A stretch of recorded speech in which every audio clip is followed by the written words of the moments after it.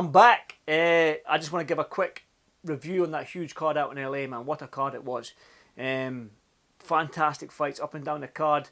Really, really enjoyed it. The whole spectacle, the show was magnificent. I can only imagine what it was like to be out there. But I want to chuck in my 2 pence and give you my thoughts on a couple of the fights specifically. And I'll start with Crawford Madrimov. Terence Crawford Madrimov, what a fight, man. I said in a previous video, if you look at the video below this one, my preview of the Crawford Madrimov fight, I did say this would be Crawford's toughest test. And it was, I think. I think it's the first time that Crawford's went a distance in 8 years. It was a close fight. A lot of people screaming robbery. I don't think it was a robbery. I think some nip and tuck rounds. It could have went either way. It could have been a draw. I didn't score the fight, but if I was going to go through the eye test, I was sort of like thinking maybe Crawford. Just. And I mean just. Madrimov probably, I think Eddie Hearn said it best, just needed that little bit more experience, maybe a little bit more fights. Do you know what I mean? To put his foot on the gas, step on the gas a little bit, and throw a little bit more punches and whatnot. But and there is that old saying that you need to rip the title from the champion, but you are up against a pound for pound star of boxing, the face of boxing in Crawford. Maybe it was all the way around last night. But the question is 154 Crawford's ceiling? I don't know. You know, boxing, we've seen elite fighters. The only time they come unstuck is when they do go up that weight division too far, or they carry on too long when they should have retired years ago. He is coming up 37, Crawford. 41 professional fights, which is no mean feat in this day and age. I don't know. Is 154 his limit? Maybe. I'd like to see him maybe go on a 3-weight undisputed champion at 154. I think that makes sense. Do I want to see the Canelo fight? I don't know. 168 is big, man. Canelo fills out. He's big at the weight. He might not be. Listen, they are the same height, but Canelo punches, man. Canelo whacks.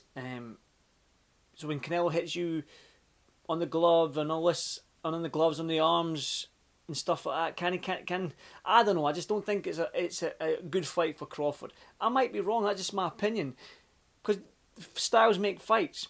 Canelo doesn't have that footwork that Madrimov has, that bouncing in and out sort of style. So Crawford can pick Canelo off.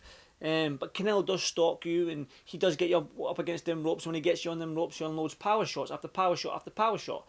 But what a fight it was. It wasn't a robbery last night. It could have went either way.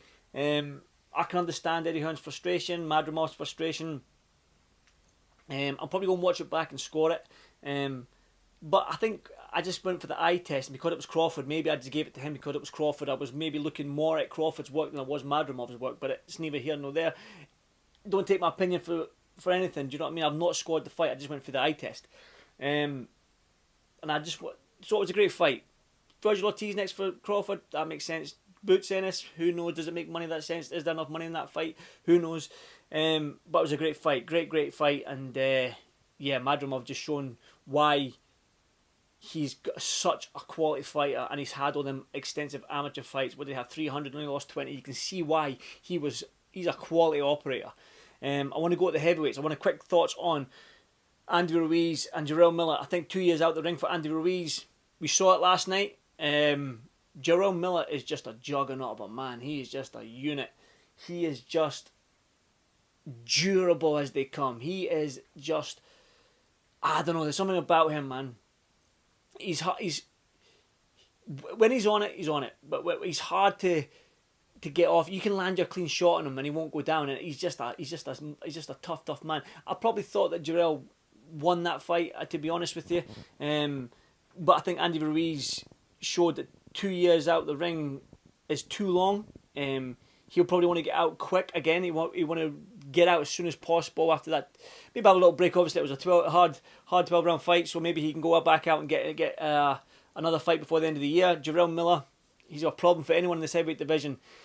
Same as Big Martin Bakole. What can I say about Big Martin Bakole? I said this in another video. Look at the video below this one. I said that Martin Bakole has this sort of style where he's on the front foot. And I said, can Jared Anderson stop the onslaught that Martin Bakole is going to bring? And he didn't.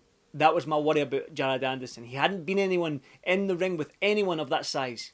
With anyone that brings that shot selection, the uppercuts, the body shots, or even that hits as hard as Bakole. He hadn't been in the ring yet. He was untested. So fair play to Jared Anderson for taking that fight. He didn't need to. Many people wouldn't have took that fight. But Martin Bakole is that man in this heavyweight division.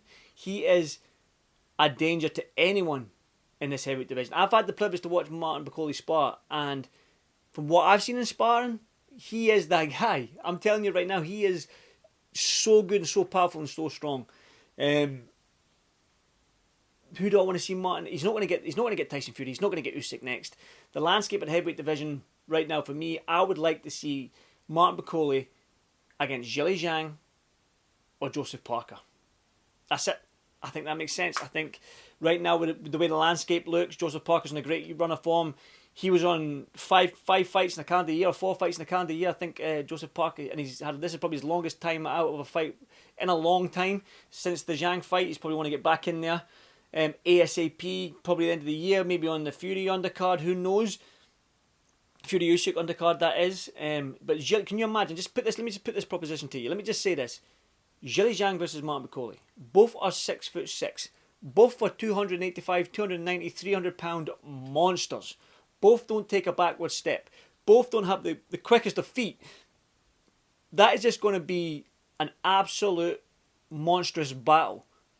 That is going to be an absolute war where you've got southpaw against orthodox as well in that sense. It's just that fight just makes sense. It just makes sense. If you're a boxing fan, you like heavyweight boxing, Martin Bakole and Zhilei ZHANG just makes sense. It really, really does. I like Martin Bakole. I've known him for a long time yet. Shout out to my mate Billy Nelson. Proud of him, happy for him. He's been singing from the rooftops about Martin Bakole for the best part of 6 years. People were taking the piss out of him on social media, saying this, that, and the next thing. But I think it's paid off last night. I think people are starting to sit up and take notice of Martin Bakole because of the attacking fight, because of the fight last night against Jared Anderson. But yeah, Zhilei ZHANG, Martin Bakole, 6'6", orthodox southpaw, 280, 290 pound monsters. What more do you want? That makes sense. Let's make it happen, boxing. You know what to do, guys. Leave a comment. Zhilei ZHANG, Martin Bakole, doesn't make sense. Leave that comment. Let's engage. Let's go. Whoop!